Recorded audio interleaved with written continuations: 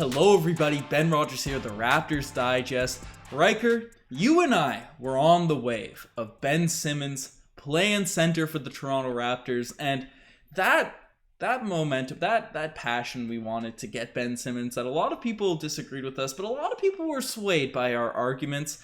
That faded once we drafted Scottie Barnes in the draft. We said, okay, we don't necessarily need another playmaker that's really big to bring into the roster. He's more of like a younger, cheaper Ben Simmons, and especially looking at his contract and how dramatic he's been with the Sixers, we waned off the Ben Simmons talk. We've digressed. We've said, nah, we're chilling with him. And Ryker, it's only gotten worse for Ben Simmons. Apparently, he's cut off all communication with the Philadelphia 76ers, including Daryl Morey, their general manager, Joel Embiid, their teammates, all of these things. He's only talking through Rich Paul, his agent, and he's also come out and thinking he's in a position of leverage after his horrific NBA playoff run this year. He has the audacity to come out and say that he doesn't want to be traded to a bad situation in Toronto. And I don't know. What are your initial reactions to this headline? Because Ben Simmons, the audacity to say something as absurd as such. Well, he never said that. That's Dumas said that, and he's cut off all communications. So you would assume it's Rich Paul is saying that to insiders. Insiders are relaying it out, but it's an interesting situation. We basically broke down this video on the Courtside Digest, and now we're just going to take it from more of an angry Raptors fan perspective to say, pump the brakes here. You're coming off your worst season of your entire NBA career in every stat category, right? Yeah. Every stat category, not even is the worst, but it's the worst. It's worse than rookie season, which was actually his best in a lot of categories. But his points per game is worse, his assists per game is worse, his rebounds per game is worse, his steals per game is worse, and his free throw shooting is worse, and his overall field goal percentage is worse than last season, not worse than his rookie year. So almost completely worse, but so bad in the playoffs that Joel Embiid is saying he's disappointed, that the coach is saying he's disappointed, that Daryl Morey is saying he's disappointed. Everyone wants him traded.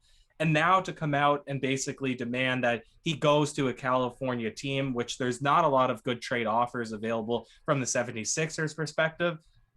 Diva. He's screaming diva. He's screaming just absolutely dramatic that no team should really want to get into this train wreck that is Ben Simmons. I don't get where his perspective is right now, Ben. I don't know where his leverage he thinks he's coming from, but I think we're doing the right thing and avoiding making a trade for Ben Simmons right now.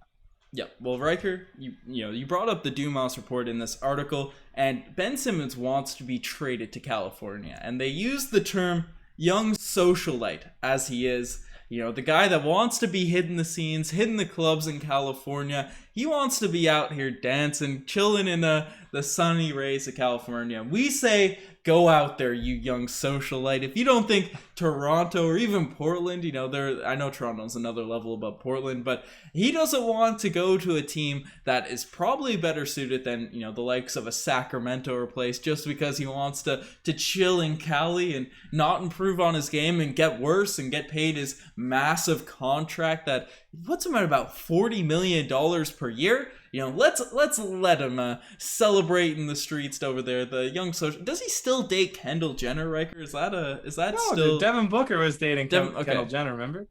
Okay. Well, they might share. They might share. I don't know. It seems like she dates every NBA player. So. Man, yeah, it's looking at the Phoenix Suns. You saw that meme, that interview that was going around about the bubble Suns. Everyone knows about that. A little bit inappropriate for our podcast to go into, but we know what those NBA players are doing in their off time. Yeah, so Ben Simmons, he's going out in that direction, and Ryker, getting the memes. So I'll bring them back here. I added some dancing memes to Ben Simmons' gift loop for this direction, but obviously there's still a large contingent of Raptors fans that would be interested in bringing back Ben Simmons to the squad, and some people might even look at it now as his trade value has been lowered with all these socialite stats, and we maybe even talked about this on the Courtside Digest podcast, where we said, maybe his value is diminished. He's purposely diminishing his value so Daryl Morey stops asking for these lucrative trades that he knows won't get done.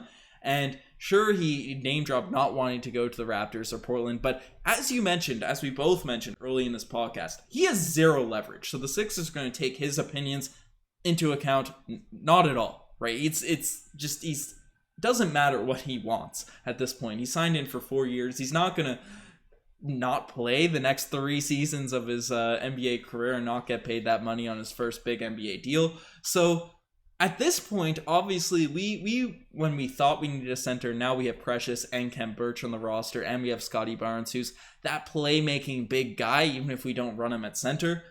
There's less of a need for Ben Simmons at this point, and what would you even give up at this point for Ben Simmons in a potential trade? I wouldn't give up anything. And here's the sad reality is players do have leverage, even in a situation where they really shouldn't.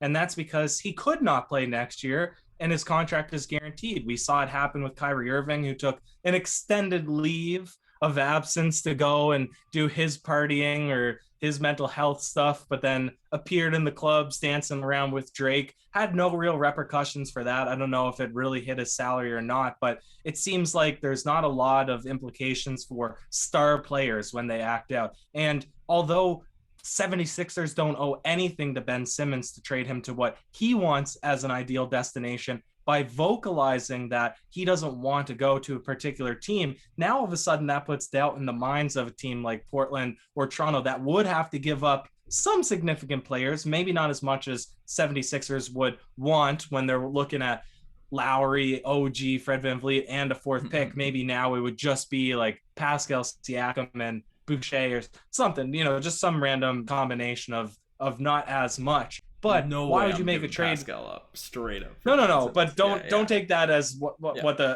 that's not an official offer. I'm just saying less players included into a deal.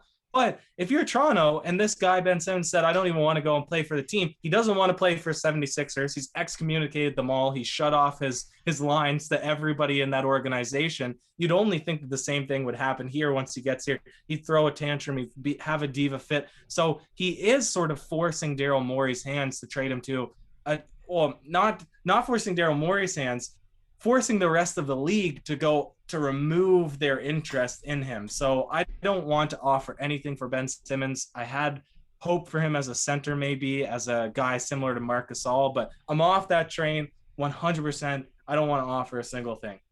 Yeah.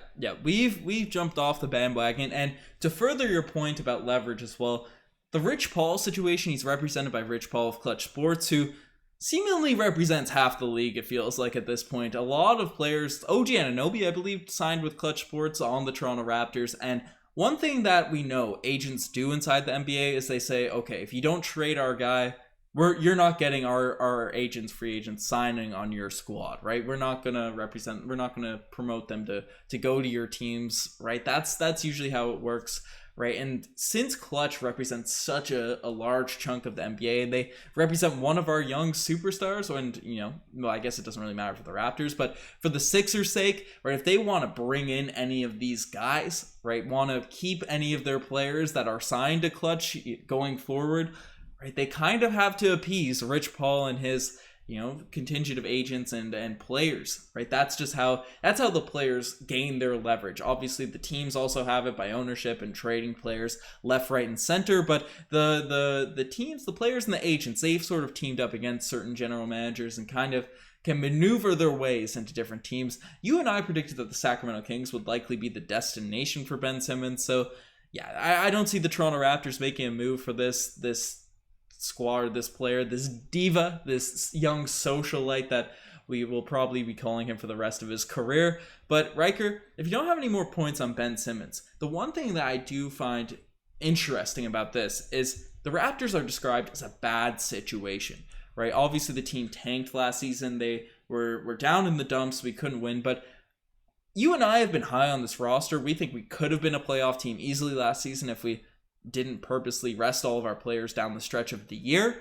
But is this going to be a bad look for the Toronto Raptors going forward if team players are looking at us as a bad situation? Or, does one good season next year where we're hopefully the middle of the pack, I predict a top 4 seed in the Eastern Conference, is that completely get rid of, put in the past that year in Tampa. It puts it in the past. And you have guys like DeMar DeRozan who are from Compton, from LA, from California, where Ben Simmons wants to end up, that was willing to commit his entire career to the Toronto organization. You have a guy like Kyle Lowry, who, if things didn't go sideways, he probably would have retired as a Toronto Raptor, but he still might. I'd assume he'd come back on a 10-day, same way that Dwayne Wade did. But yeah, you have these guys that are not from Canada, no specific ties, and they just love the culture of the organization, the city. Why wouldn't you? I mean, we're biased because we're from Canada. We've been to Toronto a handful of times, but there's no difference between that and really any other market besides in LA or Florida, where, yes, there's different things there. But if you're focused so much on that and not the game itself, not developing, not becoming an all-star, not becoming an NBA champion, and you're focused on your social status and your partying and all that stuff, which, by the way, you can get easily in Toronto because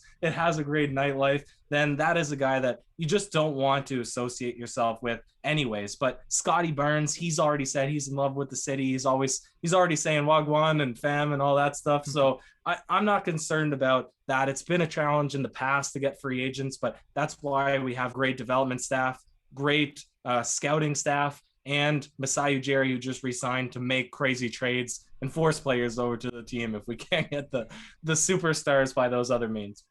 Yeah, no, 1,000%. And we just wanted to make this video to roast Ben Simmons, throw up some dancing memes, and clarify for people that might think we're still on the Ben Simmons bandwagon. We've jumped straight off it. We have immediately escaped the bandwagon. We have jumped onto the side of the road there. We're on the Scotty Barnes wave, but you guys are the best for making this far. Check out the Instagram, the TikTok, all that cool stuff. Lots of cool stuff coming on Raptors Digest, right? We've got a lot of vids we're recording today that we're posting over this weekend in the next couple days. But we're on the road to 20K subscribers, so tell your friends about the channel. Right, we were going probably about 3 videos a day. We had 1 day lull. I was out with the little vaccine, but we're back. We're back in action, feeling good again. And Ryker, we're excited to break down all of the news as it hits over the next probably week or so. We're still going to be hit with free agent news, rumors, and trade talks, and then summer league's coming right around, and then before you know it, the season will be back in action. Best time of the year. Off season equals best season, Ben. Cheers.